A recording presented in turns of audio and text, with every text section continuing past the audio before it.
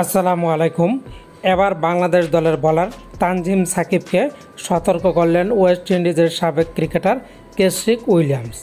আপনারা হয়তো অনেকে এই কেশরিক উইলিয়ামসকে চিনেন, যিনি 2017 সালে বিরাট কোহলির বিপক্ষে বল করেছিলেন এবং বিরাট কোহলিকে আউট করেছিলেন।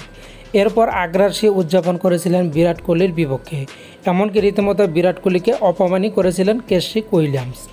তাই তো সেই স্মৃতি তাকে তাড়া করে বেড়ায়। বিরাট কোহলি এমন একজন খেলোয়াড় যার জবাব তিনি দিয়েছেন 2 বছর পরে 2019 সালে। 2019 সালে কেশরিক উইলিয়ামস যখন বল করতে এসেছিলেন বিরাট কোহলির বিপক্ষে, বিরাট কোহলি তখন তার 1 ওভারে 36 রান নিয়েছিলেন। এরপর যে ওয়েস্ট ইন্ডিজ দল থেকে বাদ পড়েছেন কেশরিক উইলিয়ামস, এরপর আর কোনোদিন ওয়েস্ট ইন্ডিজ দলে ফিরতে পারেননি। সেই স্মৃতি, সেই দুঃসহ যন্ত্রণা এখনও তাড়া করে বেড়ায় কেশরিক উইলিয়ামসকে। কেশরিক উইলিয়ামস সেদিন বিরাট কোহলির বিপক্ষে অসৌজন্যমূলক উদযাপন করেছিলেন।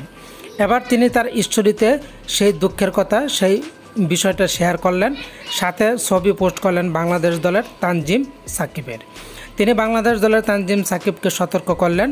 কেশরিক উইলিয়ামস বলেছেন, আমি বিরাট কোহলির বিপক্ষে আগ্রাসী উদযাপন করে আজ দলের বাইরে।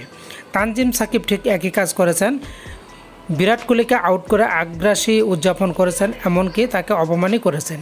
তাই তো এবার তাকে কড়া সতর্ক করে দিলেন ভুক্তভোগী কেশরিক উইলিয়ামস।